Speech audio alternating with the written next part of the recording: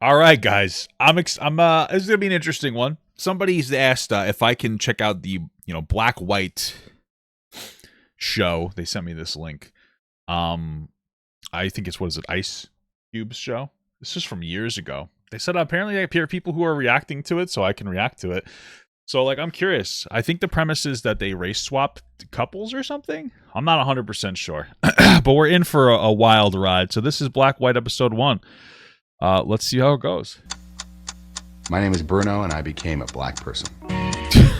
Sorry. Okay. No one knew that I was actually black when I had my white makeup on. For 6 weeks, two families, my family, the black family, got together in a house in the Valley in LA, and we decided to swap races. Okay, incredible. Would go into makeup and become the opposite race. How long did it take them to do the makeup, I'm wondering? We became black, they became white. Then we moved in together. We're talking living together, it's not like... This is so interesting, bro. I wonder... This is wild. We're going to see them for a little party, get together, and they go their way and we go our way. No, at night, we all live under the same roof. She looks like she makes a good apple pie. Incredible. The whole experience, it opened my eyes, just made me more aware of my race. I'm sorry, I can't. These are ridiculous. This looks like a Pixar character. I'm a pioneer in this because this is something that's never been done. Changing color Oh, that's how they just throw a bunch of white paint on them, huh? to see what it would be like. It was completely transformative. We got jobs, went shopping. Hey, white man. Did you guys not have jobs before? We would go out together. He's the honky. We were undercover. We had hidden cameras. We were sneaking around. Hello. We did it all.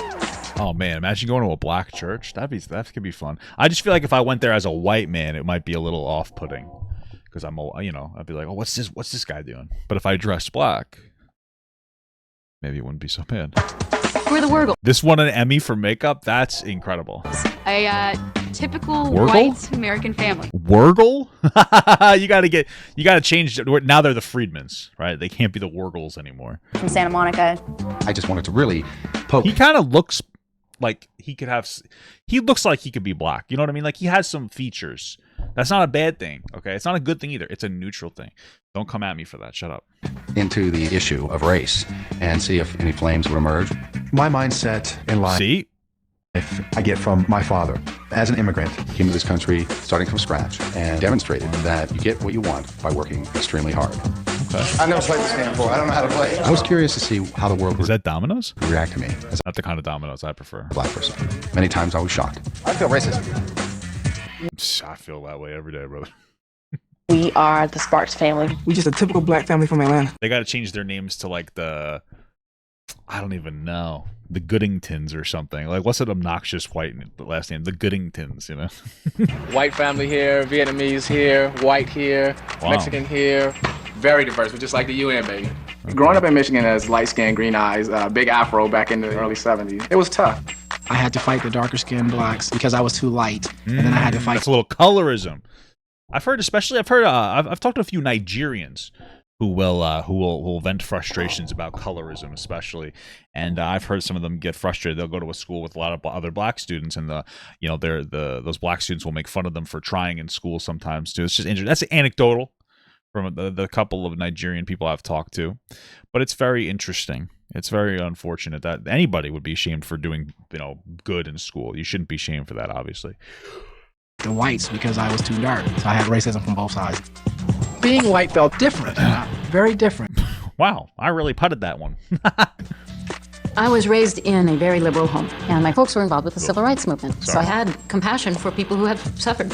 By putting on another skin, I wanted to have a sense of what it's like to be black. I was raised by two hardworking parents who... Oh, she's a nurse. She's kind of mean. And listen, being a nurse is a tough job. But it's like, I've never been a nurse, but I didn't have a fucking attitude, But that's okay. You got to have an attitude when you're dealing with people every single day. who taught me to not use race as an excuse. You, as an adult, should know that you just don't call a woman a bitch. I didn't know that. I really didn't know what... It's so funny. I used to be so offended. I would never want to call a woman a bitch. That was like a big hard line. No, that's disrespectful. You should never do that. I started dating my wife, and all this bitch, bitch, bitch. Oh, that's all that comes out of her goddamn mouth. Calls her like her mom and her call each other bitches. You know, not in like a negative way. It's like, oh, you're a bit like in like a gay way. Like gay people say that, like a cat, like a fun way. And I started doing it, and now I call my wife a bitch, but not in a bad way. So she's really rubbed off on me. Hopefully she'll rub me off tonight too. What to expect, but I didn't know it was gonna be that intense. She gonna be crying a lot. She keep me though. Shit. I like it, but it's not something I would wear. Oh, I thought you liked it. I would love to sit here and say that everything was just great, but it wasn't. Oh, you have lost your damn mind. You can't act black. I'm kind of waiting for somebody to go, hey. You know, Wow. That was, to be honest with you, brothers, I wasn't expecting it.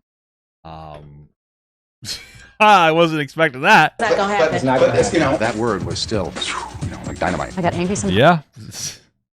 Dynamite, brother. At being misunderstood. I don't want to have to choose my words. You want to sit on the little lily white pedestal and say shit is not happening in the world, and that's bullshit. Bruno, He looks like O.J. Simpson when they put him in the makeup. piss me off.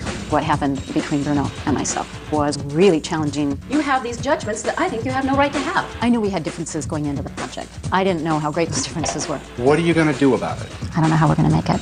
We did something Who would have thought that the white liberal would have been disconnected? Yeah. no one else has ever done. I don't like being made up. And none of us will be the same again. Damn, this sounds like it's gonna be psychological torture, brothers. Please don't believe the hype. Everything in the world ain't black and white. Everybody ain't a stereotype. Just because I look wrong, I'm about to do right. Black as midnight or bright as Snow White. You better do me right or I'ma have to take flight. Put you on nice, blast on you twice. If you a zebra, better come out them stripes. Please don't believe the hype. Everything in the world ain't black and white. Very interesting. Did you get your race car? Did you get your race car? Was he actually listening to this, or do you think that they edited that into it? Bruno and his wife divorced. He's Bruno. Why did they divorce? What the hell? My name is Bruno, and during this project, I'm going to become a black person along with my family. My name is Rose. Shit, I wish I could do that. I'd buy a Hellcat day one, brother. I'm 17 years old and I'm a white girl. It's just so exciting to be a part of this project. I don't know what to expect. I'll pick up some other affectations and characteristics. Why are they shaving it? Do black people not have hair on their body? I never knew that. Maybe end up walking a little differently. My name is Carmen. He's gonna walk differently. That's crazy. He's using this as like a fun science experiment. Like he feels like he's going to Comic-Con, but for like black people. He's like, I'm gonna walk differently. I'm gonna talk differently. Now, if they asked me to do that at the show, I would have been like, okay, I can. You know, how do you want? What does that mean to talk differently? What does it mean to talk black? Because everybody's equal to me, brother. I'm colorblind genetically, but you know, I would be like, okay, like I'll do that, but like I wouldn't be like, oh, I'm excited. I want to talk. I want to talk differently. I want to say the slurs. You know what I mean? I'm going to become black. I'm getting spray painted.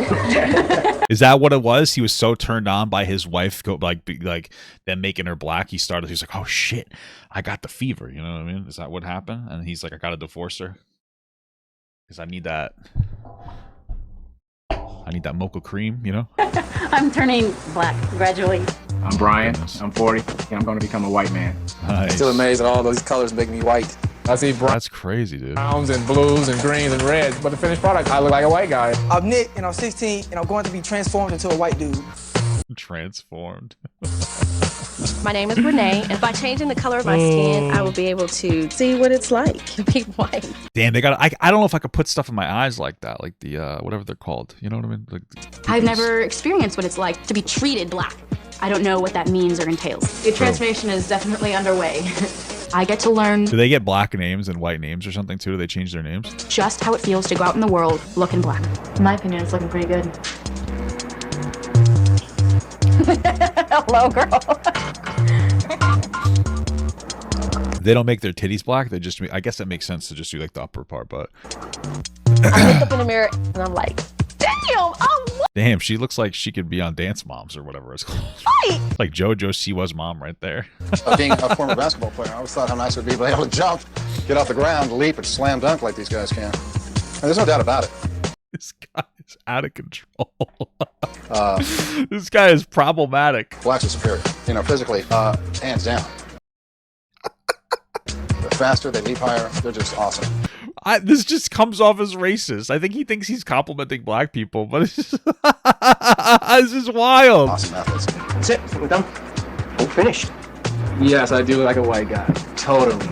Not too bad, brother. Credit score is looking good. Yeah, I think I'll break out the sticks, play a little golf. Awesome, dude. Awesome. You know, I've been trying to imagine what it's gonna look like. I honestly love the mustache. It's bringing all the whiteness together in his face. You know what I mean? See Renee and Nick for the first time white. Crazy.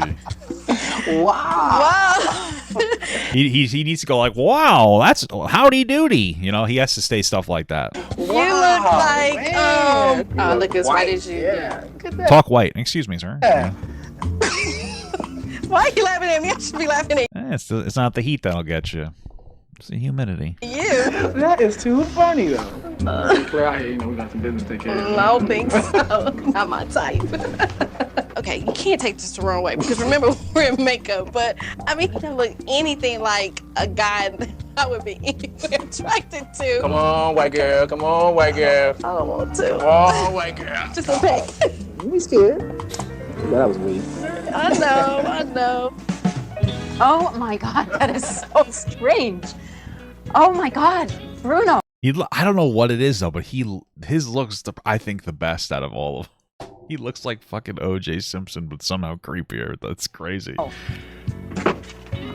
It's nice. I love black. I mean, visually and somehow heart-wise, there's that one. I love black visually, but somehow heart-wise. What do you mean by that, girl? What? You're beautiful. Thank you. Oh, this is where it is, dude. He's gonna be like, I got a divorce. I gotta get myself an authentic black woman. You look like a really nice man. You know that they can't say anything else. Let's be real. Like the black people could be like, "Oh, you look like fucking shit," which is fair, by the way, because it's a drastic change from whatever. But like, they got to be like, "I love black," you know what I mean? Or they're gonna get canceled, dude. Oh my God. It's just really beautiful. I just like I'm in love with this woman. It's beautiful. I feel like I'm getting some vibes from this guy. Okay. I'm getting some vibes from this guy. I'm getting some creepy vibes from this guy. So when do we get to see Nick? Because now I'm really curious now. Damn, he looks like if they made Timmy Turner a live action character at 17. What? Wow. Wow. You look good. Wow. You're sexy. Is that what you said? Oh my God. Oh my God. Look at the shoes and everything. You almost look like Michael Jackson. Oh, your head up. Lift your head up. Your hair. Look at that. What you doing? My mustache and stuff. Look at your teeth. Look at your pimples and everything. No, he already had that. Okay. Do they know? Oh my God. You're adorable. This is so weird. Beautiful. Amazing job. You totally look like a little black girl. Okay. Beautiful job. Do I look like me? No. No? Would you recognize me on the street? No. Wow. Amazing. Incredible. Hi, Rose. You look great. Let me see your hair. It's beautiful. Chaperone? What does that mean, chaperone? Are they going to get escorted around to make sure nobody causes trouble? Yeah. We look like 20-something. Today was like the experimental day. It was the yay or nay. Will this work? I'm very confident I can pull this off. Golf. You know, it's so funny because golf is such a white sport, but the best golfer is a black guy. Isn't that so interesting? Tiger Woods. I went golfing as a white guy because that's a predominantly white sport. Well, I doubt that he went golfing as a white guy, and I'm going to explain to you why. Do you want to know what the number one thing you need to do going golfing as a white guy? Make sure your skin doesn't burn. Do you think that he put on suntan lotion? No. I use the spray. I have to. I get horrible sunburn. My head starts peeling. It's terrible. I have to put. That's why I wear hats now. I'm used to it. I never used to do that. My wife and I started going to Disney, and I was out in the sun more, and I was like, oh shit. I started wearing hats, and I got balder. That was another thing. And I was like, shit. I gotta stay safe, or I don't want to get fucking skin cancer. So see how it would get treated. You have a pack of teas as well. Good deal. Good deal. Very much so. Good deal. I love this. Oh, terrible. I talk to people that I wouldn't normally talk to. Just fucking watching people, huh? You got a pretty good stroke going there, so I come over to see what you're doing here, so I can try to straighten my game like that. So there you go. You know, we're shopping for clubs, so just interested to see what kind of clubs you use. Yeah. The white skin has empowered him. He gave him confidence. Was it really the fact that people saw him as white, or was it the confidence he got by putting on the white skin?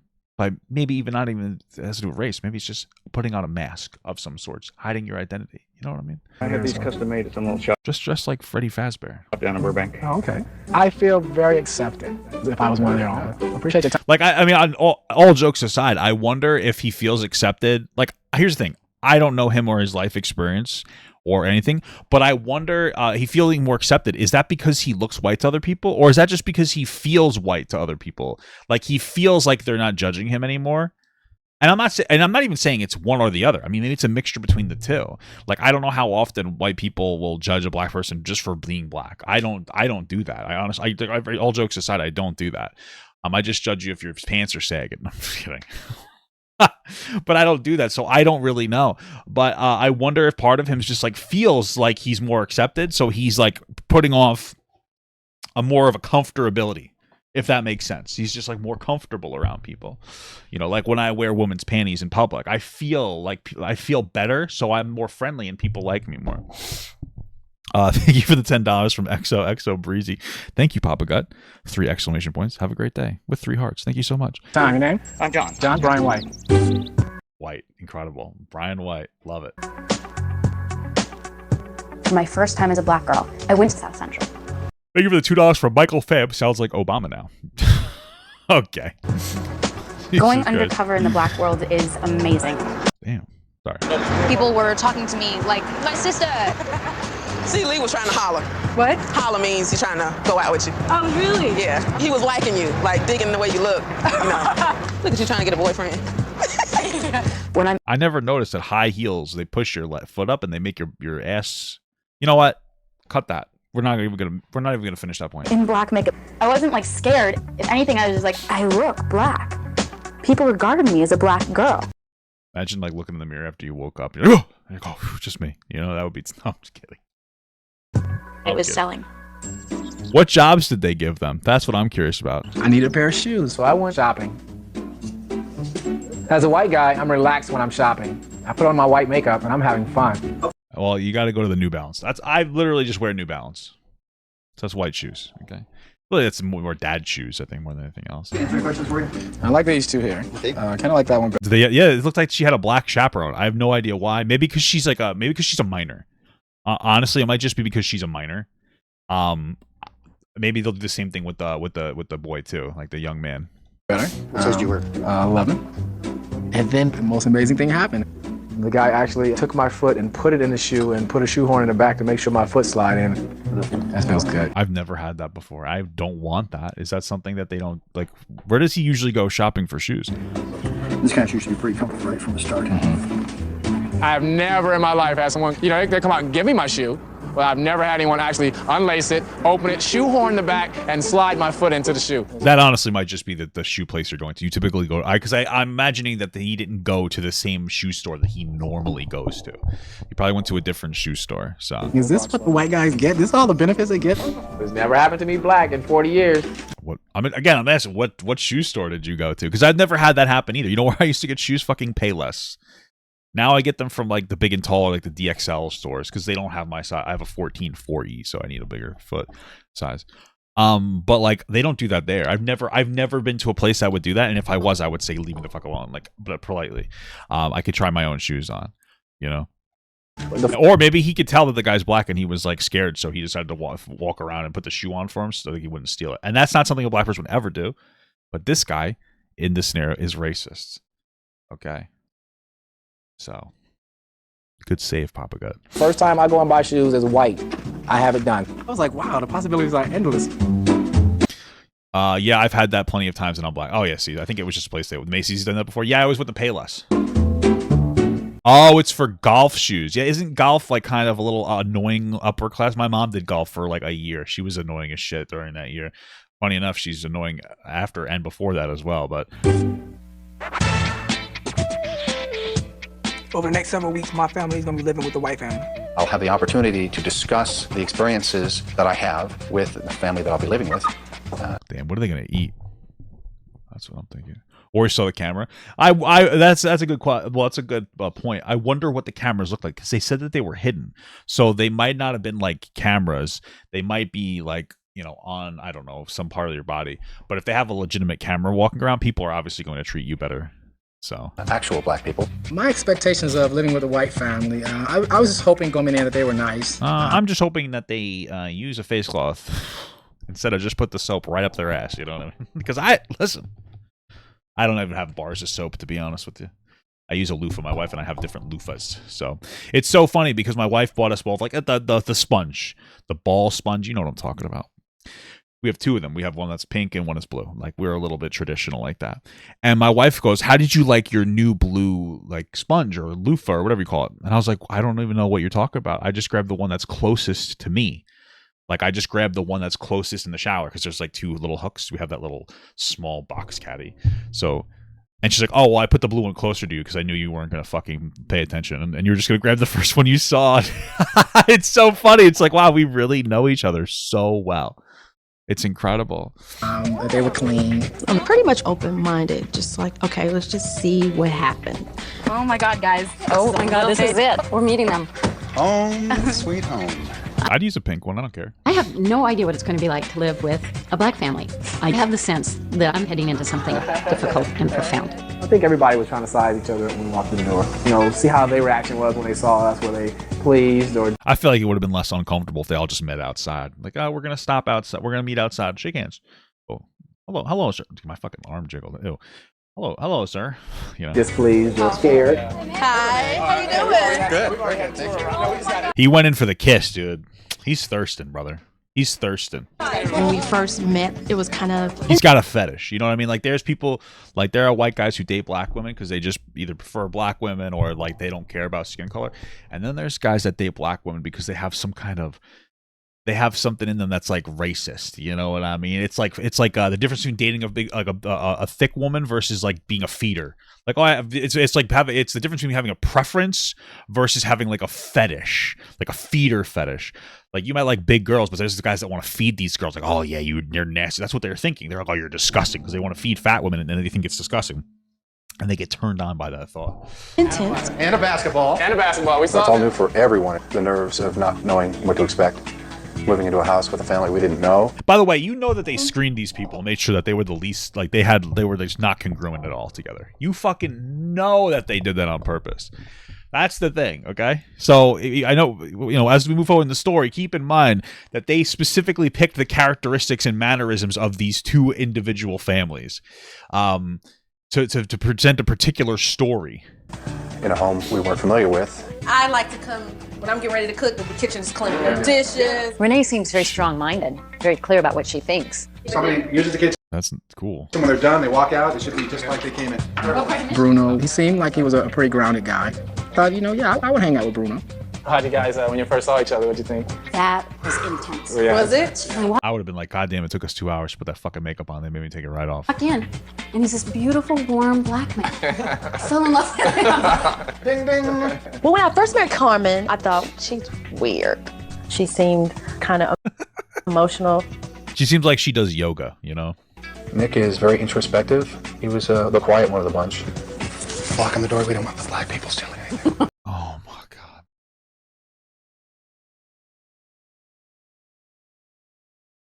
Oh my God. Oh my God, dude. Oh my God. I would have said it too. I'm not gonna lie, because it's funny. But I wouldn't have said it on TV.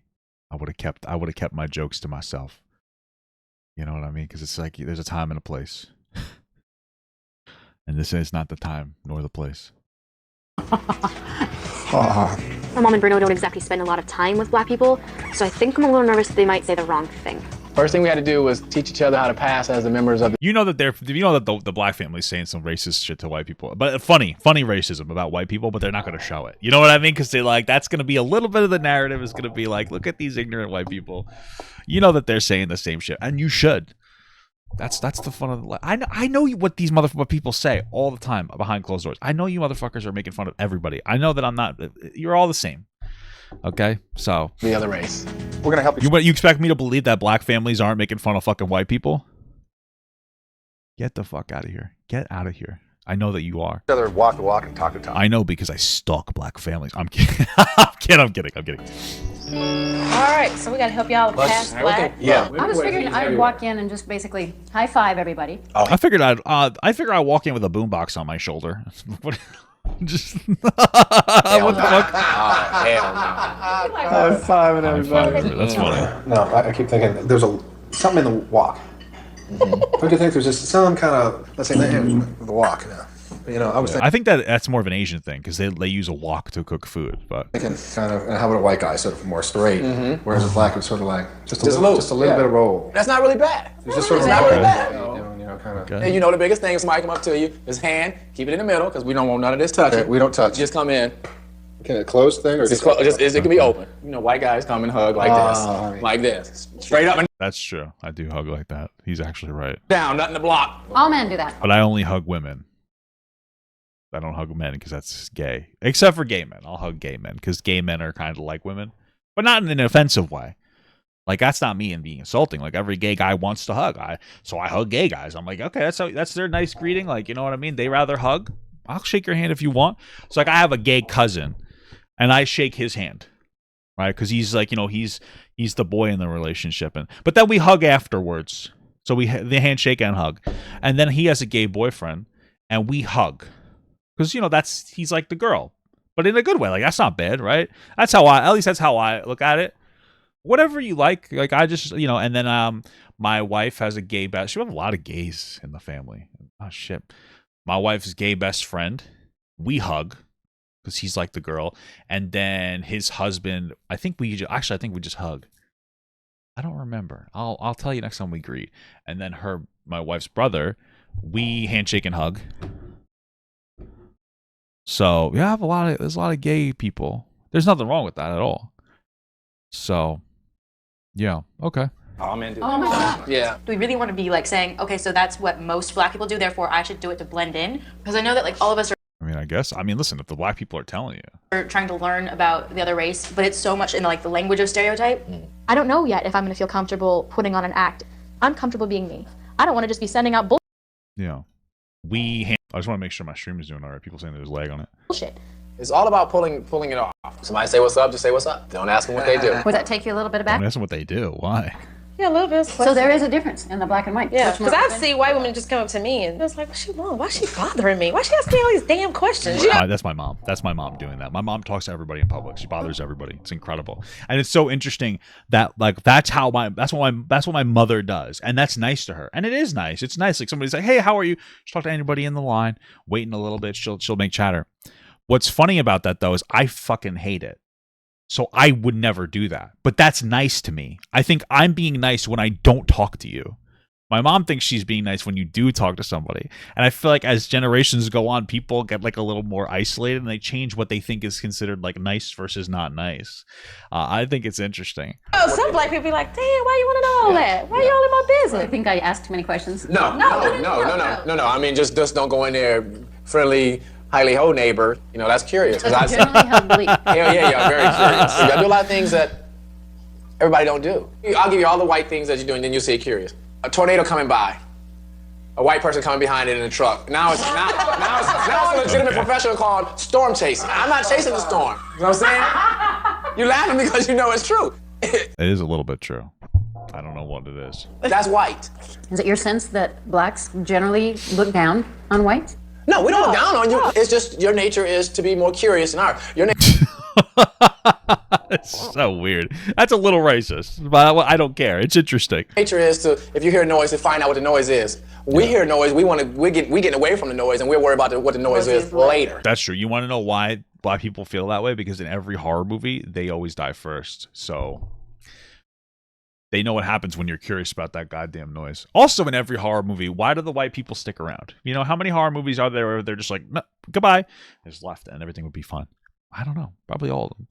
I wonder why if those differences are true, and certainly right here they're playing out. Wow, this is all really interesting. I am never around, or very rarely around. I get how old is this show? When did this show first premiere? When did Black White first air?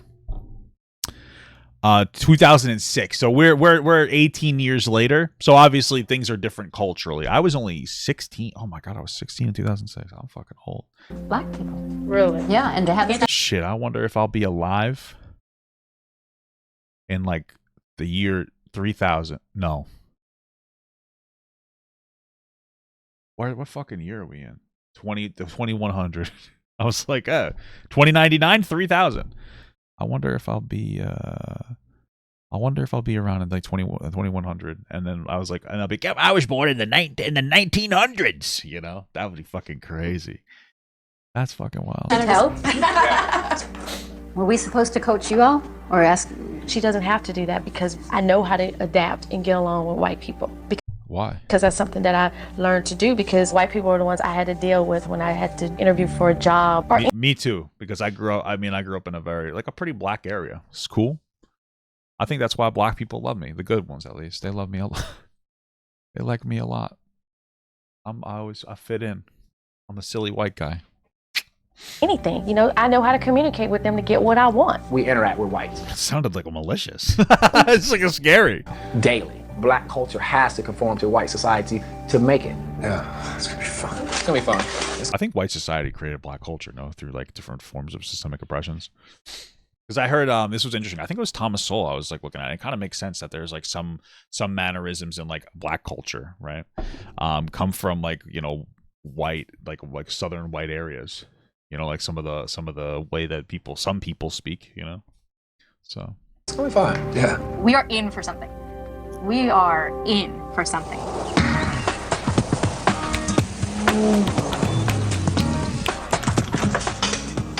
Look what they do. Oh, that's nasty. You can learn a lot by living with another family. Would they put the eggs back inside of the container after they used it? Like, why the fuck would you do that? So far, there's a lot of good minerals in the eggshell. You're supposed to just cook it into your eggs. What the fuck? it's been really neat. So far, I've really enjoyed meeting the Sparkses. I've learned a lot. There's like a whole world, a whole community in being black. Would you say the Sparkses or just say the Sparks? Whatever. It's like a secret society with shared experiences and language and customs. Being black. A secret society. I guess that movie that flopped in the box office was real. It's a very subtle thing, you know. Oh my Really god. He's enjoying this too much. On our first day out, we had a discussion with a moderator about race to help prepare us for focus groups. The goal of the meeting now is to talk about the idea of racism and how do we recognize in other people what they are seeing in us when we are in different skins. It'll be interesting, and I'm sure it'll happen. I actually did do that experiment a little bit, right? I don't have the hat on me, but if I wear like my kind of southern hat and I wear blue jeans and stuff and I go out, people don't really approach me or talk to me. But if I go out in a fucking, I have a gay shirt. It's like a gay pride, like muscle shirt kind of. People talk to me. One time I had this younger girl. She was, you know, something like maybe not binary. She had the hair, you know, and there's nothing wrong with that, by the way. And she's like, I really like your shirt. I was like, oh, thanks. That was the whole interaction. I don't like talking to people in public, but it's interesting. You know, the way that you present yourself, people will treat you differently. Where I'll be in black, and I'll get some attitude from some prick white guy. Some honky, yeah. And I won't have all the history of resentment that a black man has, and I'll be able to with him. Oh, just maybe good point. Maybe you know, mentally spar with them and go, like, you know, it's just, hey. I edit that out too. What are you doing?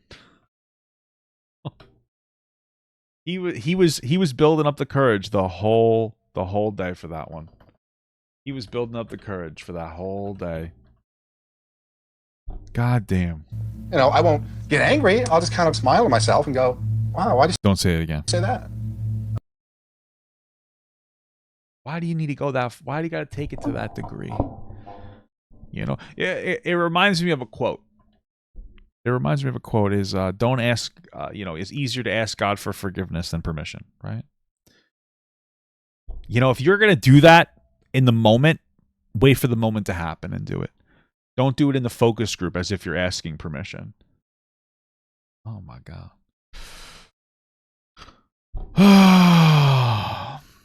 Even I'm floored. This is too much for me, dude. Oh my God. Oh my God. When I hear the N-word, my jaws clench out.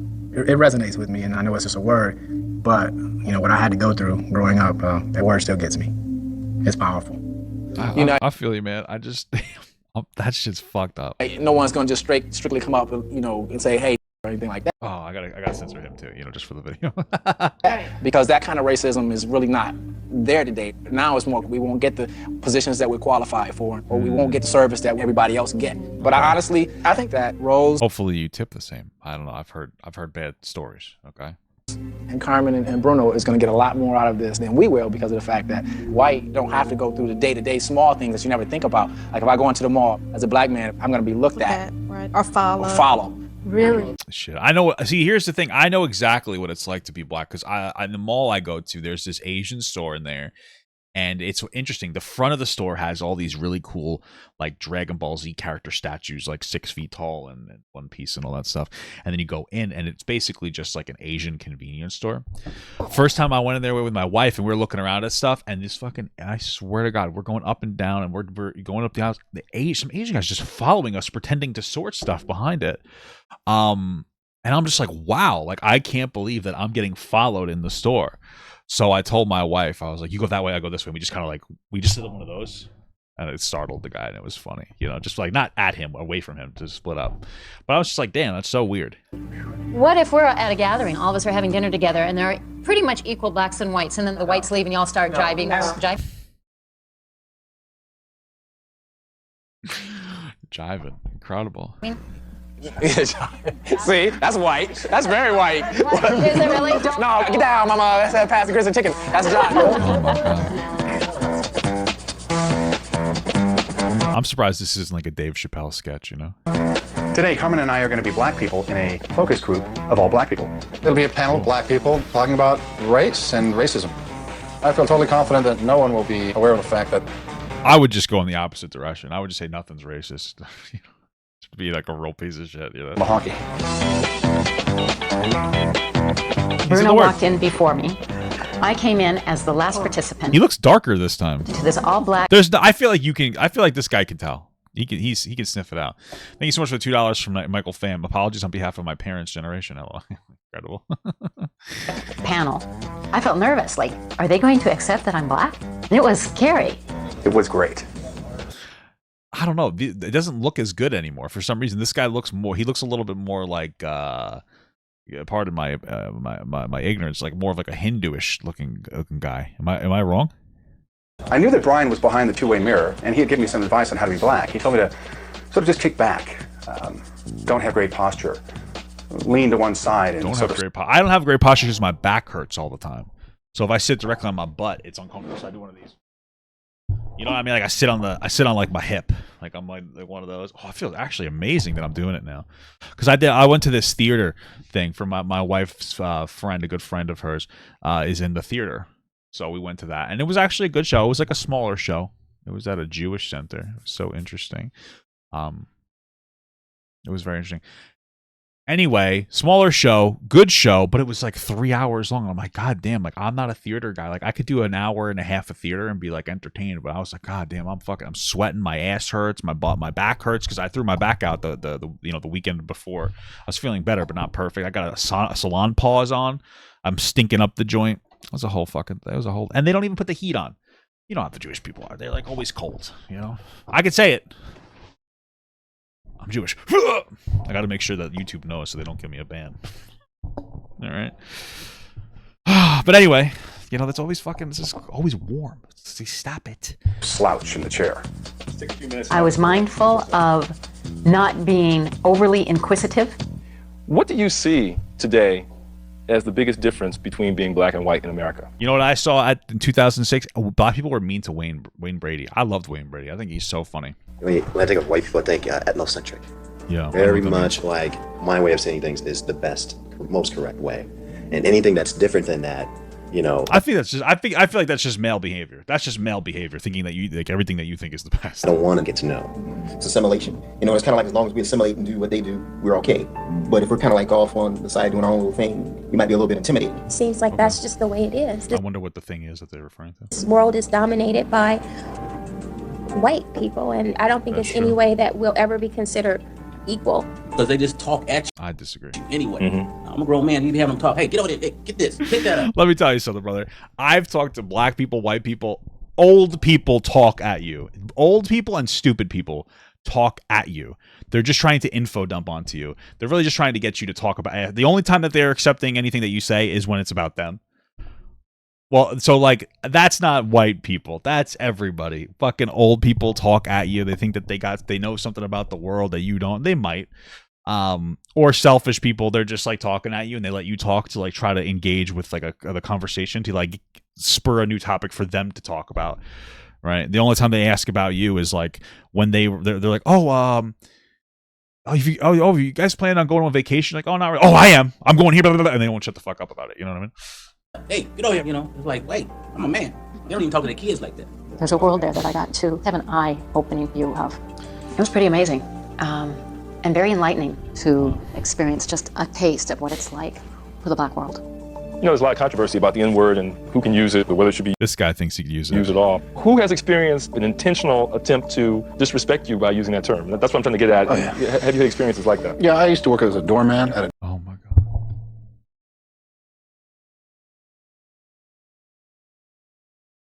Please, Jesus, please. Did somebody did Ice Cube? Did you put him up to this?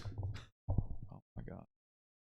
I just realized I'm wearing my shirt on inside out. Disco, you know, and if somebody came up intoxicated or didn't have the right dress on, you know, they say, "Come on," you know, or you know, it was a lot more hostile than that. Now, just you know, yeah, that's right, I'm a nigga. You know,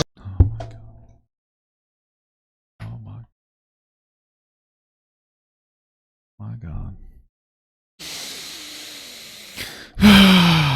this wouldn't affect me, and that would be the end of the conflict, just like that. It wouldn't affect me. Damn, he's trying to psyop them into thinking that they're crazy when they get called the N-word. This is crazy. Because I wouldn't give it the power. Oh my God. Not the time and the place to fight this fight, brother. Really never a time and the place. I understand words only have power when you give them power. I do. But it's hard to disconnect that power from somebody. You know? And I feel like it's the same people that are like, the N-word has no power. Those are the same people that get like super offended if you make a joke about Jesus. You know what I'm saying? Everything's just a joke until I make a joke about Jesus being like a hippie or something, you know? And then all of a sudden, don't insult him! Don't insult him! Don't say that! You know, it's like, okay. Obviously, words have meaning. The only reason why people call you derogatory names is so that they can inflame you. If you don't empower the people that call you the N-word by getting upset, you win. And the idiot that just called you that doesn't have any power. Listen, I'm not going to lie. There's a level of truth to what he's saying, okay? Fundamentally in the world, you know? And thinking purely logically, you shouldn't get upset when people try to provoke you, right? Like, that's the way you should handle it. You should try to consider everything that's going on in this scenario. Usually the people that try to provoke you are losers with nothing going on in their life. And provoking you, you know, you probably have something going on in your life, but you getting upset by them and having a reaction and apparently, like, or theoretically hitting them, that's just going to cause harm onto you and reduce your ability to work. That's purely logical, but it's not easy to be purely logical. I start screaming when somebody fucking drives too slow. You think that I'm going to be able to have the presence of mind to not flip out at a word? If I was a black guy, I'd definitely get fucking riled up over getting called the N-word. It's crazy. I start screaming when people drive 5 miles under the speed limit. I don't actually scream. I just bitch and moan at my wife in the car. Like, to her. Like, that's what I do. I'm like the white people that were talking about before. I just talk at her when I'm angry about people driving. My main thing is just to be the fly on the wall. I'm so confused. And see how whites act when blacks are nowhere around. I'll be able to, actually hear what they say when I'm not in the room. We're just more calm. I'm just kidding. We're less on alert. I'm just kidding. I'm joking. But I'll actually be in the room. She's walking like a white woman. My name is Brian. I enjoy. She's walking like a white woman. Thank you for the $2 for Michael Fan. Papa G, if this video is on YouTube, should be okay, right? Well, we'll find out if I can post it as a video. Building computers, things like that. I like fixing things with my hands. Yep. My name is Renee, and I hope that I wish they would cosplay as a racist white person. Like, go the opposite direction. This guy is a racist white guy dressing like a black person. I want the black guys to act like the racist white guy. Start throwing off. I want to see. I'm not even kidding. I want to throw off an N-word. Have the black guy dressed as a white guy use the N-word and see what the other white people say. I want to see that. I want to see some self-reporting. I want to not self-reporting. I want to see if he can coax anybody out to be fucking crazy. Because there's one of two reactions you can have as a white person around racist white people. Reaction number one is you could say something and get offended by it and hey, you shouldn't do that. Or reaction number two is you just kind of yeah, and then you just you kind of try to get out of that scenario. Because I'm not going to be able to change the mind of some 90-year-old racist white guy, or any racist guy for that matter. So when they're sitting there throwing off a bunch of slurs, I'm not going to be like, well, Grandpa, you shouldn't be saying. I'm just going to let it ride, and I'm going to wait for him to die, and the world will get a little better, unfortunately. But that's the world, brothers, my hobbies, whoa. Swimming, tennis, shopping. How prevalent is racism still in today's society? I want to think that everybody is treated equally, and you know what? They're not. I had an experience where I was managing a girl who was black, and she had the worst attitude I have ever seen. I wanted to fire her so bad. It had nothing to do with the color of her complexion. Whatever I would have to document to fire her, I'd have to have an even longer list to make sure that we're not sued. Yeah, I've been there. She's not wrong. Here's the thing. I don't think I've ever worked with a black. I don't think I've ever worked with a black person that was lazy or anything, or some stereotype or some bullshit like that. Never. Well, actually one. But I've also worked with lazy white guys too, right? But I've never seen a disproportionate amount of laziness in a specific race or whatever. I've never seen that. But there are some times where that kind of shit will happen. My mom worked for White Castle, and there's a lot of there are a lot of people in general that are a pain in the ass. But the one thing that you should keep in mind, honestly, is, and this is something I was it kind of made a little more sense when I looked at Thomas Sowell. It's you can kind of fire a white person for no reason, and it's kind of fine. But if you fire a black person, they have the more of the ability to sue. And so sometimes they will take that route. So it's there's the same number of kind of annoying people, white and black, but a non-white person has more of the ability to sue and turn it into a problem with the labor department. So there is a level of truth to that. Okay? Because of discrimination laws, which are overall good. I'm not saying get rid of discrimination laws because of that. I'm just saying that's some things that happen sometimes. It is the truth. So I'm sorry to say. Yeah. Yesterday, there's a black guy behind the counter, and my friend tipped him and said, put a tip in the jar and said, "Thank you, brother." And the guy said, "Watch how you say that." Only black people I don't even know if I believe that one, to be honest with you. can call themselves brother. And then also, how did he say it then? Did he go, hey, thanks, brother? I say, thank you, brother. Sketch. Or did he say, thanks, brother?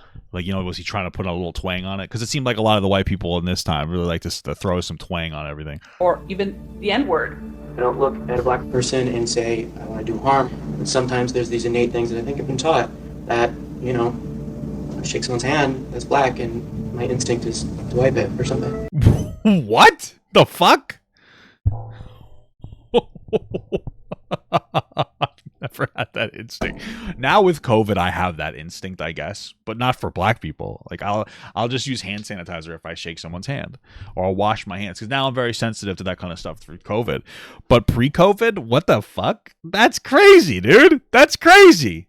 That's fucking crazy, bro. I am very conscious of it afterwards, and I feel horrible about it, and it takes work to switch that around. When he said that, I was at least he's trying to work on his bias again. Wow. The guy just shaking when he was telling us that. You could tell that really bothered him. I knew that racism was there, and I thought I was prepared for everything. That's got to be fucking uncomfortable as hell for this guy and the girl too. But when I actually donned the white makeup, I was shocked. That's crazy. Those focus groups were really eye-opening. Also, back to the tipping comment. For me, it's like a little weird to me when you make a tip too obvious. When you're at like a place and you're like, here's $1, brother, and like what, you know, you tip for good service. You don't need to like look for someone to jerk you off over giving a nice tip. You know what I mean? At least that's my opinion, personally. It's like, well, you're not really doing a nice thing anymore when you're asking for attention for it. I look forward to having someone say, hey. Oh my God, dude, stop! Sorry. This guy is fucking crazy. It's actually bothering me. It's like it's weirdly getting to me. It's crazy. You know, you're a son of a bitch. I hate you, nigga. Dude, what are you, brother? I got the count. 1, 2, 3, 4, 5, 6. He said it 6 times already. All right, I got the count. We're 24 minutes in. That's once every 3 minutes this guy said it. I'd expect me to get all freaked out about it, and I just look at him and go, gee, why are you calling me that? And that would be the end of it. Incredible. When we were in the focus group, it was interesting that out of the whole group, When I hear the word, I gotta try not to like. I have like some kind of OCD sometimes, and like if I hear it too much, I feel like I have to say it. It's weird. That's why when I watch like Abba and Preach, I gotta be careful. So the more he says it, the more it kind of gets to me. Because I'm sitting here singing song lyrics from something I heard, a week ago. I just have like this weird thing. Guys, I'm just a neurotypical quirky minor. If I say the N-word, it's not my fault. Okay. Bruno used the word. Yeah. Stop. All right, you can't say it either. But I gotta. Well, you can, but not here. All right, I gotta censor that out too. Actually, I think he said it 5 times because I think I put one of the things on the side from Bruno, from this other guy. So Bruno said it 4 times already, I think. Right? 1, 4, 5, 6, 7. Oh, 5 times. Jesus. Yeah, the first one to say. They like that word. They like it for some reason. I don't know why. Like when you're black, it's okay for you to say the word. When you're white, just. I think that most white people, not all, would love to say nigga in the presence of black and not have any repercussion. Well, I mean, you guys made the words so kind of cool. You can't blame us. You know, you guys made it cool. But now we want to be cool. We just want to be cool.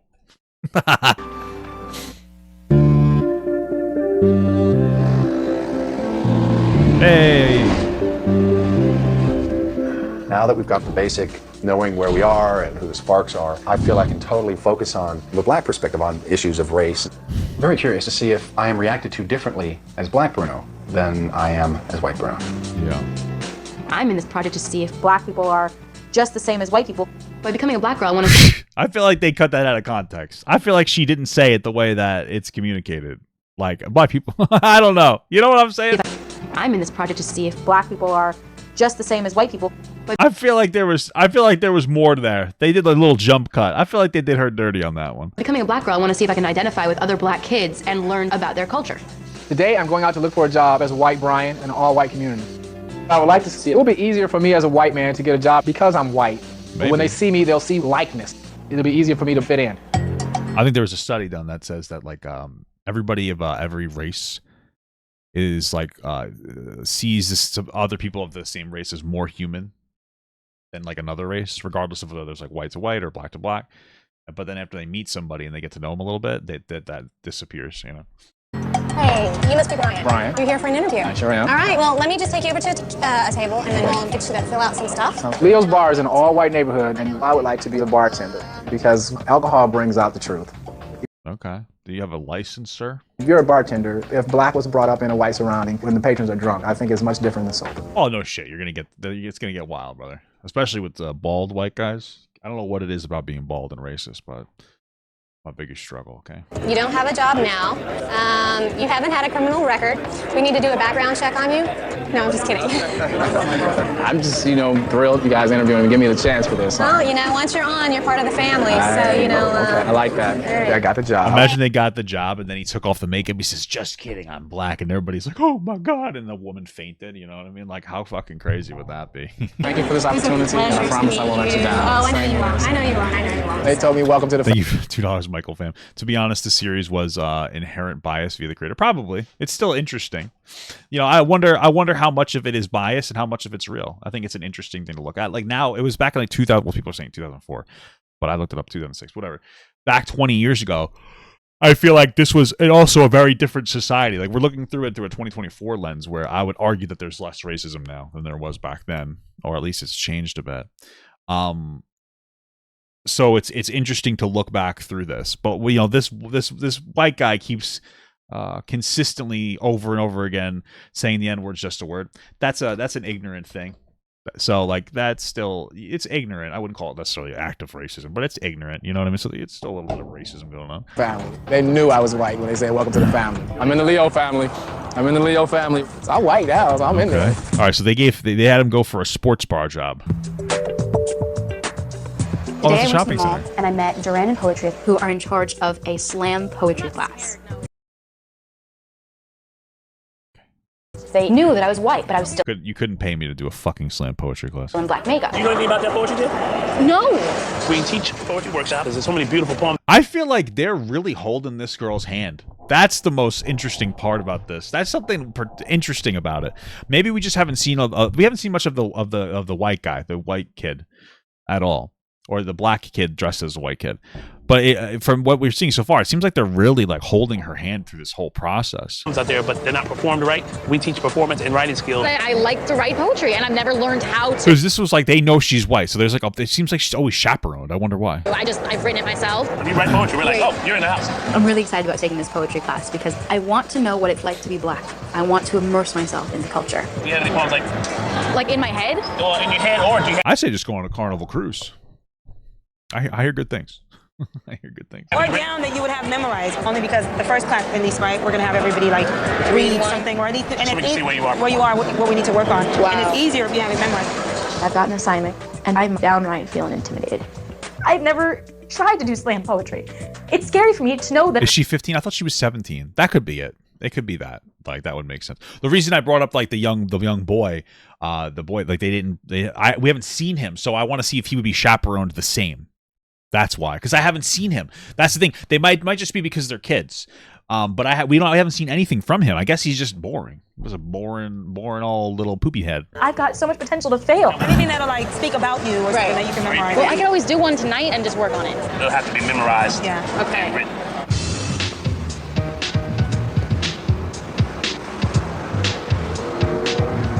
Today I went to several car dealerships to see if I'm treated any differently as a black person. You went to several? I feel like that's a 4-hour. I fucking hate car dealerships. I hate them so much. They always. I just want to pay the fucking car. If the car says it's $50,000, I want to go. I want to pay for it. I want to be out in half an hour. I don't want to have a whole conversation with you where you try to upcharge me $70,000. I watched a video about one guy's like, yeah, never tell them that you have money for a down payment, because like the car might be 40, but then once they find out you have 10 grand to put as a down payment, they're gonna throw luxury packages on there that are required so that they can get your money. It's like, fucking dude, I hate the game. It's so annoying. I've spoken to black friends. They'll say that you don't know what it is to be the black man who's looked at with suspicion. Somebody looks at me and they have hatred because I'm black. That will be soul shaking. Let me get the case for you. Okay, thank you. Appreciate your time. What do we do, honestly, what do we do to our air business today? It's kind of interesting. I was on the lot in more than 20, 30 seconds before somebody would notice me and come right over to me. What if you don't have to? That's the car dealership. They're predators. I fucking hate car salesmen. If I have any car salesmen in the audience, I'm so sorry, but I hate you. You know what I mean? Not as a person, but as a professional. You know, as your job. I hate your job. When I tell them that I have lousy credit, they tell me that I'm going to have to put more money down. I think that's rather standard. Yeah. Didn't seem to me that anyone was keying in on my blackness.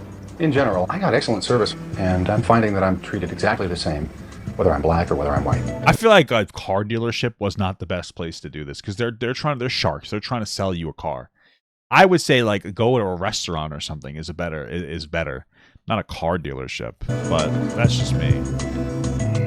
How about you? Because they're just trying to get, like, if they can get you a loan, like they got you. They've hooked you, you know?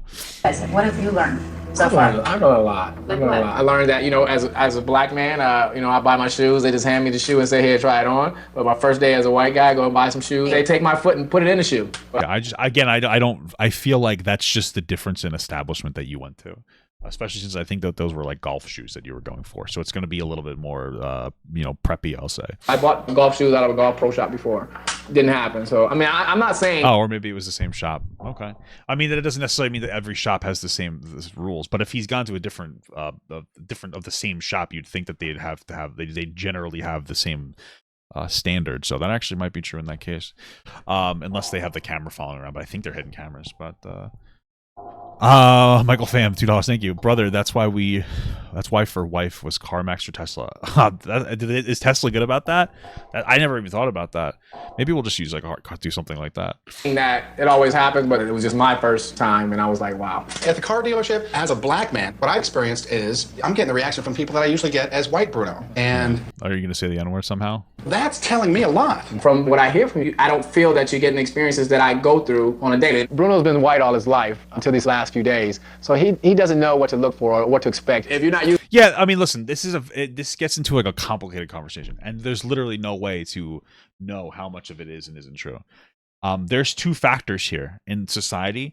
There is going to be instances of like some kind of like, we'll say, racial bias, and then there's going to be instances of like anxiety over racial bias, right? And that both of those things are going to have an impact on the way that you're treated and the way that you treat people, right? Like if you and it doesn't mean that you're not being impacted by a racial bias, but if you go everywhere and you're expecting to be treated differently because you're a black person, you're probably going to put energy out that's going to potentially have an impact on how you're treated.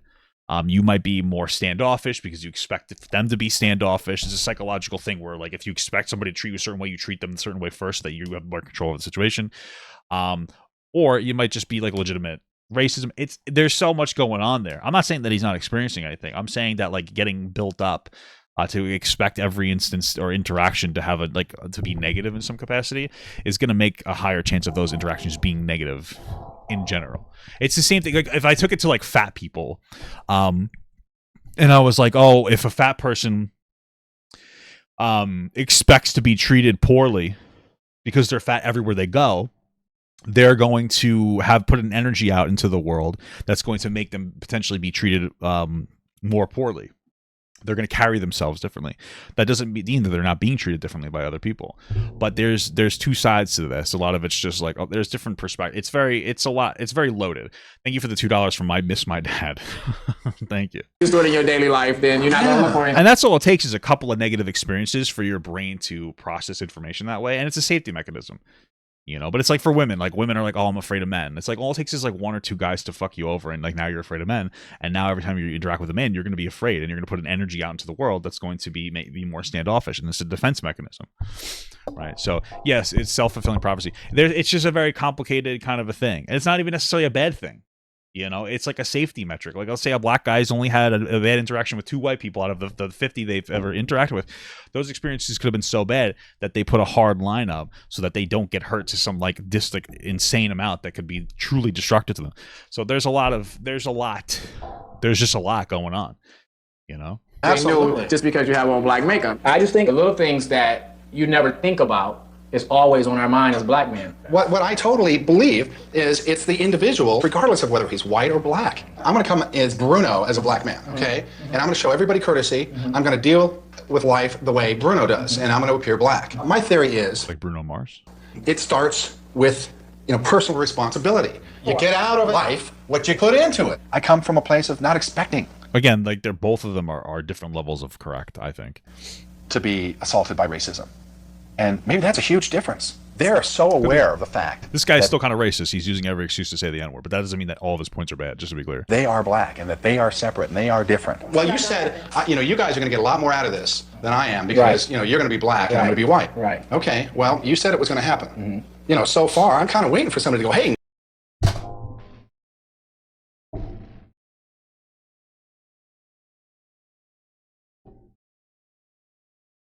How many passes does he get in the show? I feel like he's used up my pass. I have no passes left because he's used up all my passes from saying. I have a notes on the side of my screen that it's just, I almost said the word out loud, of like what I have to edit out.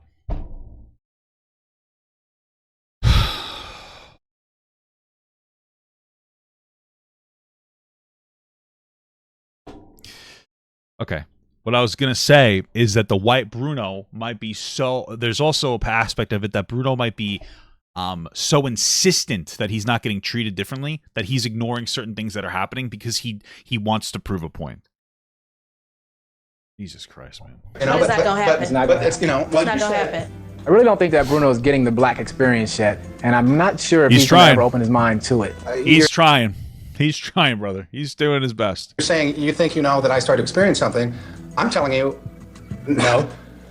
No. And that's how people that's how people, I think it's called an anchor bias, but everybody has people when you have a perspective on something, you have to do more to pull yourself into the other direction. Right? So like let's say here's the middle line. And you're over here. You're convinced of this. You don't have to get here to change your mind. You have to get here to change your mind. You need to do more than is generally required for a new person to latch on to a particular thought or idea, because you have to not only rework your perspective and then go to a new one. So that's that guy's fucking crazy. What is that? Rabbi G. Heath Chappelle's habitual line stepper. Who's that?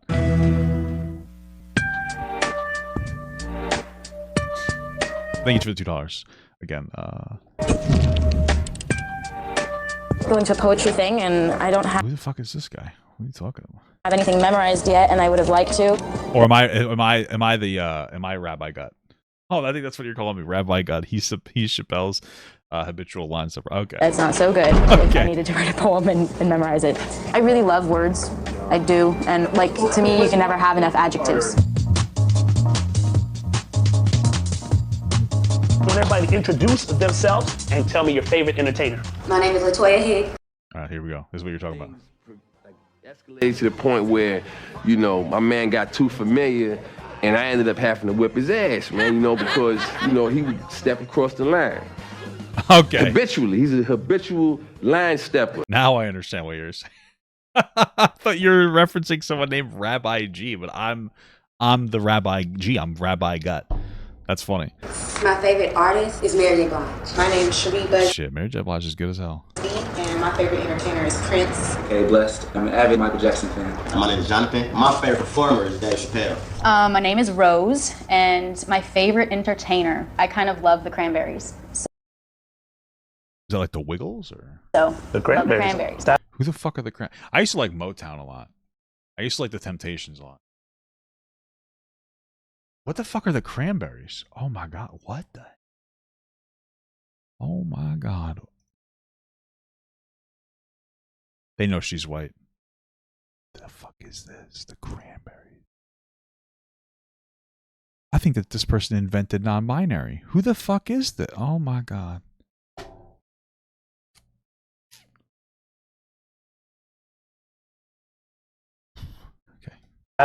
Yeah, exactly, definitely. You only have one opportunity to make a first impression. So my first impression was like, I love the Cranberries. What? Terrible idea. I always have to make second impressions. I'm the kind of guy that would come off a little too strong sometimes in a first impression. So I've gotten pretty decent at making a second impression.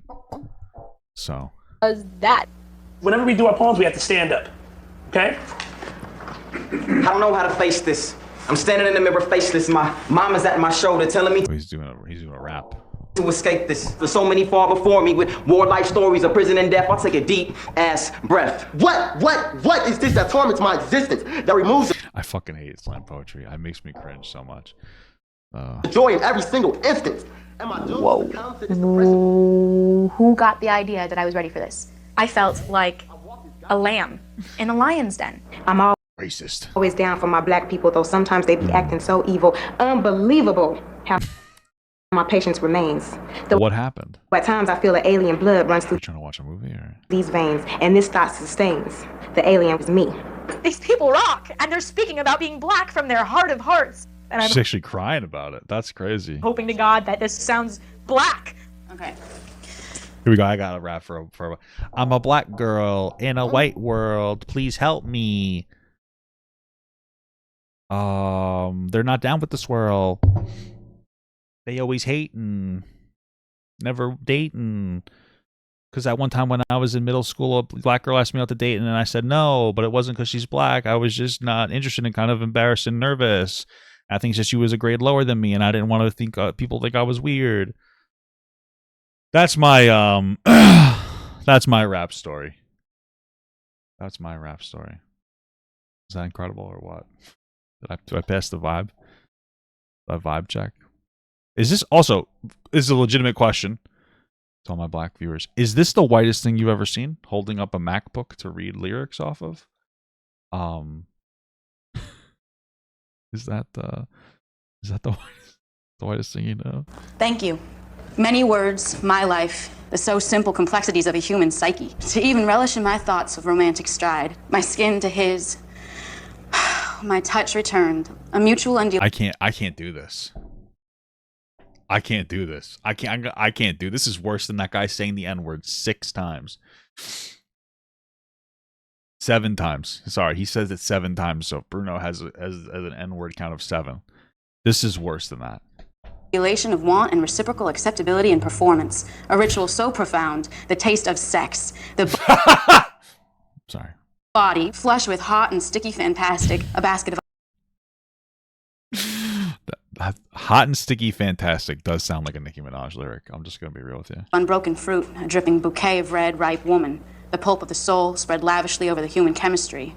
When discovery and pleasure were encouraged. Thank you. Thank you for the $2, Michael Pham. Brother, come in with me. Hosanna in the highest. We might need to do it. Were you nervous? Shitless. I felt that you were nervous. So Yeah. You have a lot of big words. I don't get, and you have to know your audience and know that if you're speaking to an audience of people, then not everybody's going to understand what you're talking about. There's a level of truth to that. I've talked about work stories. I've talked about work stories where, like, I've worked with, like, guys from, like, El Salvador, and they don't understand everything in the English language, and there's nothing wrong with that, and the goal is to communicate. I feel like, though, when you're in a fucking slam poetry session, you know, it's a little different because you don't know these people, you know? But yeah, sure, know your audience. But at the same time, if she, in her eyes, dumbed it down, that could have also been kind of insensitive. So, like, she doesn't win either way. You know what I'm saying? That was hard. This project is so much more unnerving and probing than you can possibly. She looked kind of like Ariana Grande. This project is so much. No? More unnerving and probing than you can possibly expect it to be. So how was today for you, Rose? Yeah, I was just about to ask you. It was incredible. Some of the most beautiful, intense poetry I've heard in a long time. Everything was just from the heart. Racism, prejudice, black lifestyle came up a lot because they were talking about being black. Shit. You guys talk about anything other than being black? I'm just kidding. Actually, real question. I would really like to know the answer. This is actually, I was like, my joking. How often, and this is, I'm like not even kidding, because I know I have a surprisingly like strong black audience. So I don't even know why. I guess they just like a goofy white idiot. But how often do black people talk about being black? Like, I really truly wonder. That's like a legitimate question. And if it's more than white people talk about being white, I wouldn't even be. I would just wonder why. So it's interesting.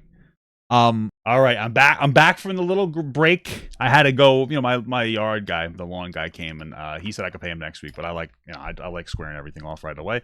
But I got to come back with this hat, my melanin hat. You can't see it, the camera's inverted.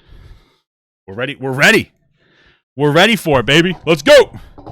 So did you get up and say anything? I did, but I know it took a while, but I chatted a little bit. All right, we were chatting a little, and I moved my car because I was parked in a place that was a pain in the ass for him the most. So I moved my car too. in front of everybody, and I'm like, I hope it at least is black enough to get through this class. Like, You know what? If I'd have got in there for the first time, I would have done I was it. like shaking my socks. Yeah, that's courage.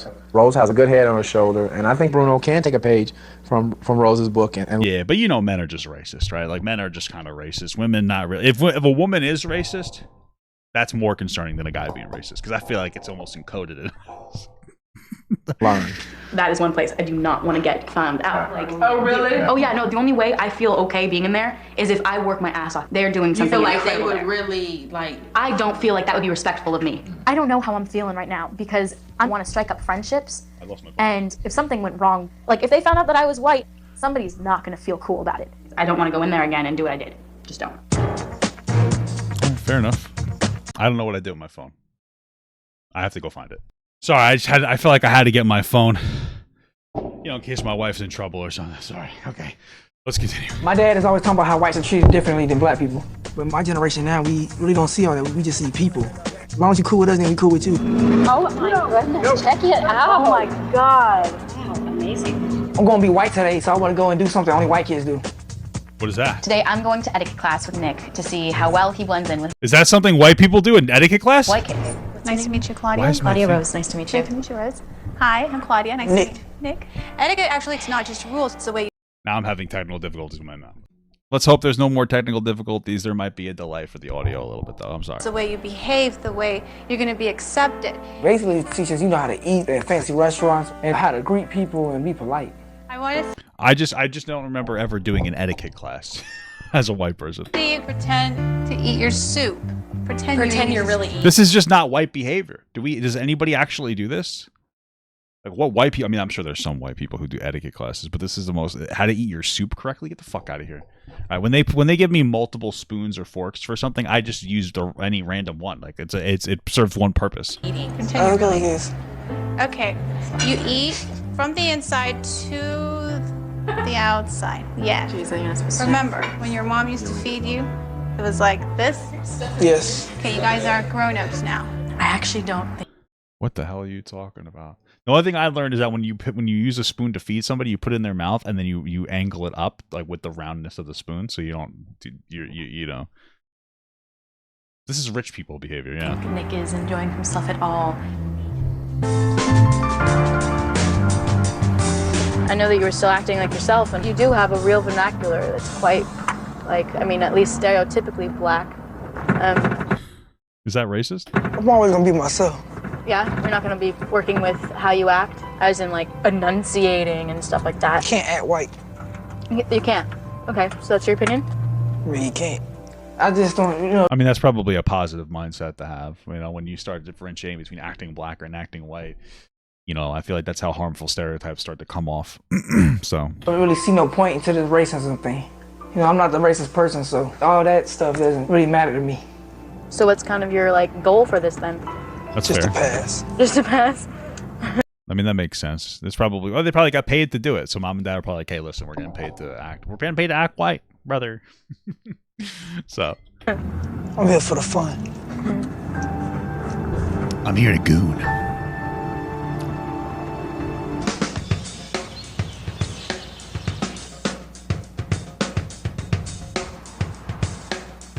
Today will be the first day that I'll work at Leo's bar. It's a little all-white bar. There's a I wanted to see the white guy that's dressed black. See, I want to see him to try to get a job. bartender. And I want to see like what job they set him up for, you know? It's cool. I'm being the fly on the wall and get to see a day in white. Oh, you want You know what's interesting? Because I saw him pour the beer. I heard you're supposed to let your beer foam up. And I was like, that's ridiculous. You'd want more beer and less foam. Apparently, and this is what I'm come to understand. I don't drink beer. I don't really care. But apparently, when your beer foams up, that's kind of the beer aerating outside. So the gases are kind of getting released. Whereas if you don't let your beer foam up and you drink it, that's how your stomach gets like swollen and you get more bloated because you didn't let the beer aerate. So I was like, oh, that's kind of interesting. Establish a rapport with all these guys. If you take care of them, they're going to take care of you. I have to speak proper grammar, or as we black community say, I have to speak. There's no fucking way you have to speak proper grammar to this guy. There's no way.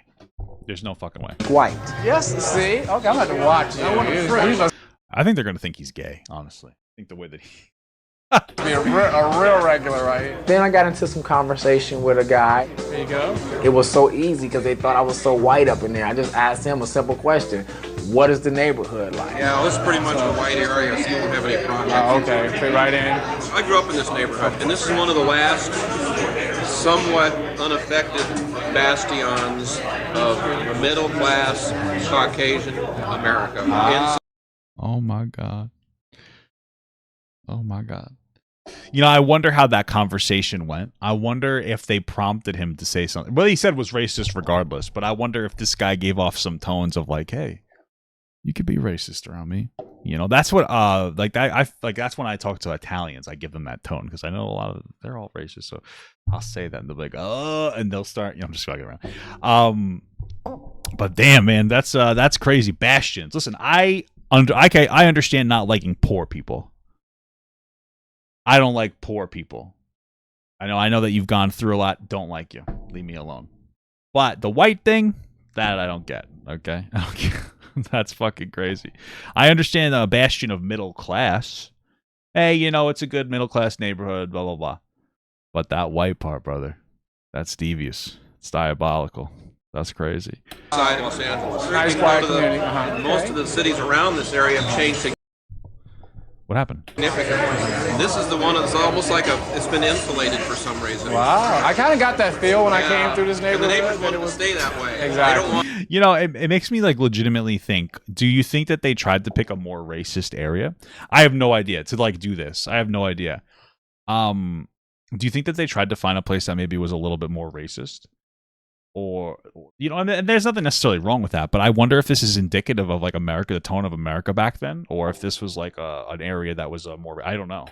They want a lot of change. They don't want a lot of building. They don't want a lot of immigration because they've seen what's happened in the peripheral communities. And it's taken the quality of life down. He just like went on and on. This is the last little white community. We want to keep it like this. In other words, this will be the place for you to move and bring your white family if you want to have your kids raised in a good neighborhood. This area up here has somehow remained untouched. So that's interesting. He's really going on. He's really happy that somehow God has made the blacks not move there. Like that's his perspective. Like it's fucking crazy. So if you're looking for a safe place to raise your kids, you can't do better than this, I think. I think if I was in there black, of course I wouldn't get that kind of information. But because he thought I was white, he had that comfort zone. He spilled his guts. He probably spilled his wallet too, bro. He probably tipped you real well. I was really blown away for him to say all that to me. It was tough. Damn, I'm surprised he signed the release for them to put his face in there. That's crazy. I know there is some people like maybe he was an industry plant like that, but actually, like, don't you have to get somebody to sign a release when you do stuff like this?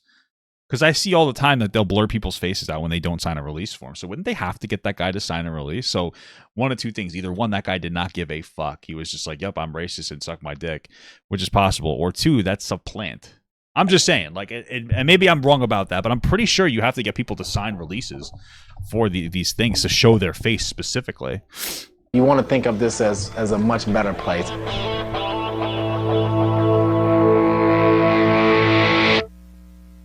Why'd they put the black on top, huh? So you guys being racist to white people?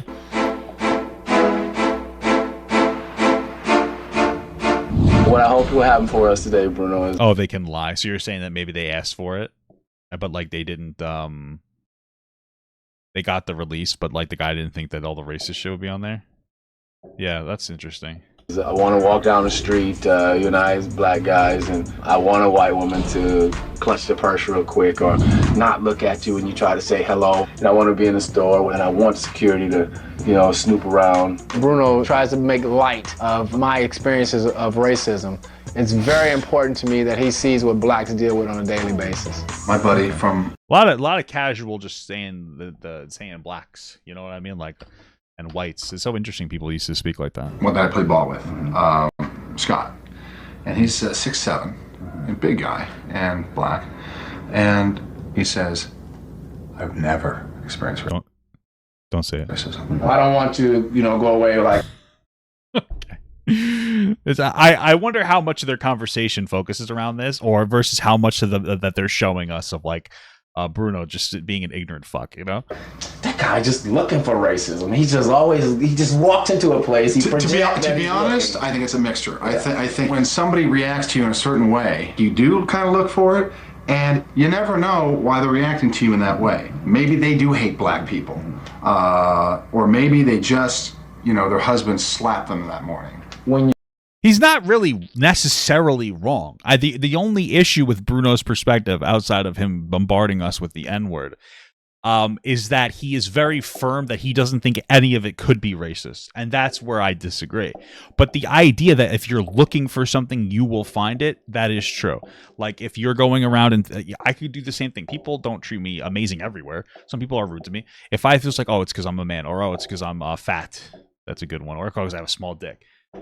Then yeah, that's going to get into my head. And I'm like, oh shit, you know? But if I'm just like, oh, I guess that guy's an asshole, and I don't personalize it, like I will have a better interaction with the world. Then again, you don't know what this guy's experience is, even like, you know, his past experience versus like what's actually happening. There's a lot going on there. I think it's a mixture between the two. You're black and you're black all your life. You know when it's a bitter person, a bad day, right, or prejudice, or when you're just black. You know, that's not necessarily true, because this is another. So there's like so many factors. So I forget the black guy's name. I don't even know if they told us. I only know Bruno because he said the N-word so many times. I have no idea what anyone else's name is. I've not even none of the white people. There's Bruno. He's the fucking star right now. When like you're growing up, typically your parents are going to teach you about the way that the world is, and they're going to tell you things about the way that the world is. So like for instance, like typically fathers always tell, especially their daughters, men are fucking. You have to watch out for men. You have to be careful of men because men will do bad things to you, right? I'm going to tell my daughter the same fucking thing. My daughter doesn't have to actually experience a man doing a bad thing for her to start having like a prejudice against men, because like I've educated her that like she should be afraid of men, which is smart. So I don't know how much of that is a factor as well. Like how much of this guy's, you know, granddad or grandma's or mom or dad are like, hey, be careful of white people, because they had a really bad experience growing up. You know, back in the days when the police would openly hose you with fucking water for being black. And then that's kind of like a generational trauma thing that trickles down, even if it's not, the behavior's not necessarily there. And it still might be. That's like another potential factor too, as to like constantly seeking it out or scouting it out. So as long as you sit there and negate everything I say, you're not going to. You can obviously tell who's harassing you because you're black and who's just upset. No, that's not true. If I was really racist, I would make it look like I was just harassing somebody because I didn't like them, not because they're black. So I'd be a very smart racist. Okay. Let's debate. You can debate, but I just debate. Debate me what I look for it. I have no problem. As a matter of fact, you and I will be shopping, and you can go check out the person over there. Just be receptive. Check it out. All I ask. Absolutely. Okay. And you can even point it out to me. Okay. You know. All right. I'm excited. I'm excited for them. Hey, Bruno, go start a fight with the black guy and see what you know. Because that's how those things work too. Is I don't know if I'm talking louder, but like my earbuds are weird. They like cancel noise, so I'm having a little bit of a different interaction with this video. But you know that they're like, hey, go have a fight about this topic. Go have a, you know what I mean? When I walked into poetry class, I couldn't have been more nervous. The whole class was scary to me because it was something so foreign. So I decided that I'm gonna just walk in there like, why not? I'm me. That's that. Period. Conquer some fear. Why not? Did she have blonde hair in the beginning of the show? Like, I could have swore that she did not have her hair dyed up. How long is this experiment for? Like, what's the first interaction that we see of this kid? I'm trying to see. I'll look out on the side while we play the rest of this. Okay, ready? Go. Concentration. Concentration is the game. Keep the rhythm or you'll be out the game. Topic is... Did she just say keep the Rizzler sticking out your gat? Oh, she did have yellow highlights, my bad. Blonde. Colors. Purple. Brown. Black. She said the name of the show. Yellow. Silver. Okay. Off-white. Reddish green. Is this like the Mime Mai Momu exercise for like rap or poetry, where you just kind of start thinking? You're like, okay, let's just say colors. Let's just kind of get our brain flowing, thinking about a color, and then helps you call onto words.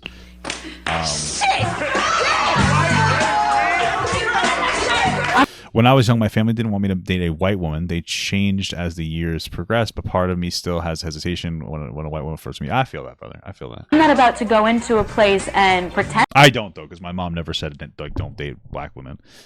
Like when I was younger, I had crushes on like especially Hispanic women, I guess, because I was around a lot of Hispanic women because like my mom worked with a lot of Hispanic women. But I know what I'm doing. But if for some reason I start changing and growing and learning in a different way that I didn't expect, I'll let it happen. When I started to realize that it did feel real, and it made me feel like now I've got some friends on board, and that I needed. She's getting in touch with her soul sister, her inner soul sister. Me too. The objective today is to find out whether we can roam freely without. Let me just tell you, it looked like they're driving up in a camper. That's the whitest thing you could do, is drive around in a fucking camper. Holy shit. That's crazy. Excessive paranoia our way. I'm going to be polite and respectful as I am to everybody, and I expect that they will be the same to me. I can't imagine somebody actually being rude to me or saying rude things, or I don't anticipate that at all. I hope you do get the experience of seeing that they're watching you a little bit different. You get a little slower service. They don't give a shit whether you buy this or that, or you do get some looks. You could be the most pleasant person in the world, and it still could happen. Every time that Bruno debates that racism exists, it really pisses me off. Well, that's part of the show. Like, I feel like Bruno maybe, and I could be wrong. He loves saying the N-word, so I could be wrong. But he doesn't talk about this in his day-to-day, and that like part of the show is to constantly introduce this conversation to get people to think and stimulate people on that, which is it's a productive conversation to have. I think having the conversation in general is productive, as long as it's productive, like as long as it's not like yelling and screaming and it's like, oh, let me think about this. But although, again, he might be the kind of guy that's just sitting at dinner and it's quiet. It's like, black people, that's just, he gives off that potential energy.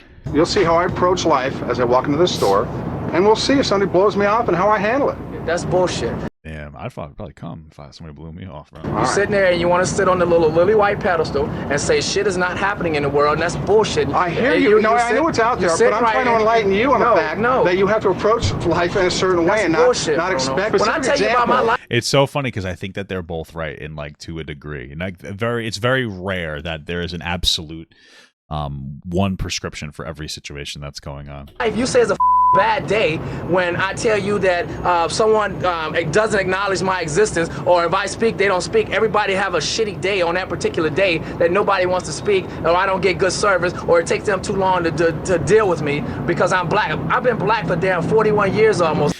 You know what's interesting? I've been black for 4 years. No, I'm just kidding. What's interesting is like as I get older, I actually notice like shittier service.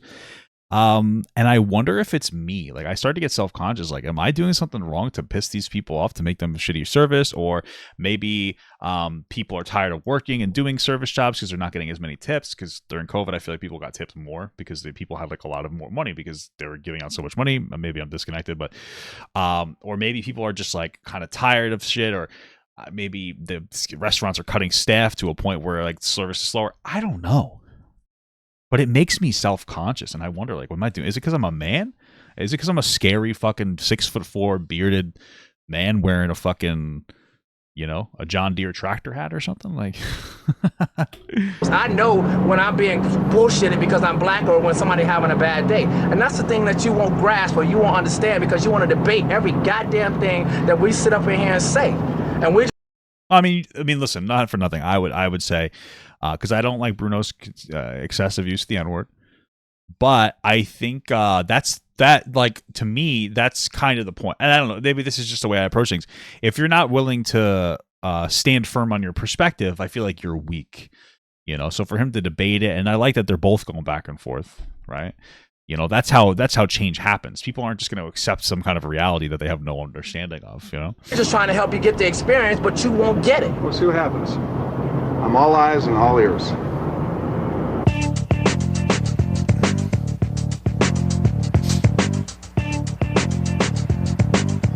Things happen when you play.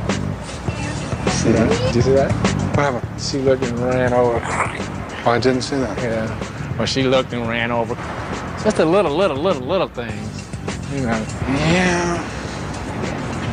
But you know why you do it. Once you start knowing, She had, but I know she was gonna run over. She had to, because they were taking the whole sidewalk. I was like right here with you. Yeah. And they had to give it up. I know she had to move over, but it's the way. As a service worker, I found that customers have gotten more entitled and rude since COVID. That might be it too. Like maybe people are just like frustrated in general, and they look at me and like, oh, I'm just another frustrating customer. I try to tip nice though. She did it, so she wouldn't have to look at me. I experience that all the time, Brian. That's not a super unique thing.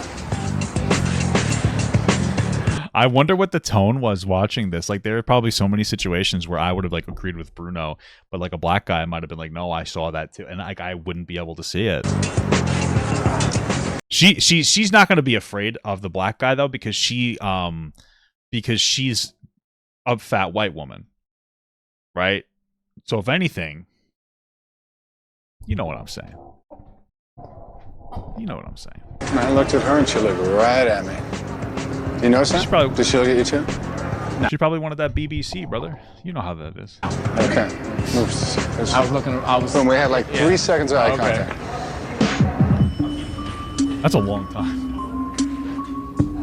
All right, here we go. This must be undercover camera because it's terribly blurry. I believe that if you walk into an establishment and carry yourself in a distinguished way and greet people with respect and courtesy, they will respond in kind. I wonder how this is going to work because there's obviously a camera on this guy and the camera's moving, so it's probably the other guy. So I wonder, I wonder how this dynamic is going to work. Is it interesting? Guess what? That's exactly what happened. Good, how are you? All right. I like the suit you've got on. Oh, thank you. Very nice. Bruno thinks that salespeople are coming over to help him, but they're really coming over to size him up. Maybe. I don't see. That's the thing is that, and then maybe this is a generational difference, but people, they've got in some places, like they got like almost more annoying. Like when I go to Big and Tall to get stuff, and actually I love the people at Big and Tall. They're always very helpful. So they're not annoying, but they'll be like, hey, do you need help with anything? And then one time I was like, no, I'm fine, out of just like anxiety. And then I was like, oh, should I actually do? So I had to go find them again. But they're both very, like, they're good there. And so yeah, maybe they're going over there to size you up and see if you're stealing. Maybe they're just trying to get a commission, or maybe that's been really heavily enforced by their job to be like, hey, what's going on? And strike up a conversation. I could be wrong, but I'm just saying. Kind of came up to us and acknowledged us. Racism is out there in the... You know what I think?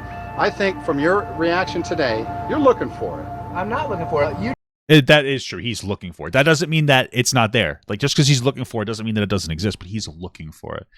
So You know what's snubbing? I get snubbed now too. But you and I, this evening, saw the same things. I saw one thing, you saw another. When a family is covering the entire sidewalk and they move over so that we can get by, you see that as them getting out of the way because you're black. You're looking for something that I think isn't there. You're thinking that everything is okay, and it's not. I would like for Bruno to just understand that it is a little bit more difficult being black in a... Oh, that's true. I played that South Park game. I chose the white character because I had like an easy experience. all-white society than being white in an all-white society. If you come into a place and you've got this resentment and this... I mean, yeah, I think most of that comes from like your opportunities and what you're born into. Like you have a higher chance of being born into like a lower income area if you're black than you're white, and there's like a lot of like systemic history there. But in my opinion, and I, for the most part, I'd say once you're kind of rich, or once you're not rich, once you're like middle class-ish, I feel like a lot of that kind of disappears for the most part. I feel like the struggle is getting born into like an impoverished area, not really getting good access to like good schooling and et cetera, et cetera. But hey, I could be wrong. I'm not like hard line, like I'm right. That's just, I'm like that's what it seems like to me. Expectation of prejudice, it's gonna find you. If you go in with an open heart and love, and you can laugh. But my life is, I get joy because I put joy out. I don't get suspicion because I'm not looking for it. I'm not coming at it with a chip on my shoulder, and that's what I get back from the world. And that might be true. This guy might have a chip on his shoulder. But then the question is like, well, why? Like, what happened in his life? And that's where we get into the conversation about like a lot of racism and past racism and everything. And it's easy to say don't have a chip on your shoulder, but like when you've been raised and you've been educated through, parents or grandparents or different ways that different people in society treat you, especially other kids, where I can imagine kids are like kids are bullies. Kids don't have any empathy, especially young boys. So I imagine like, that could play a big factor in like the developing of like, distrusting white people. There's so much. There's so many factors. I don't think either of them is 100% correct or incorrect, Just carries this knowing that... Yeah, like the chip could be justified. Absolutely. That's why this is a complicated conversation. That people just don't like him. You see what you want to see. What the hell? And you don't see what you don't want to see.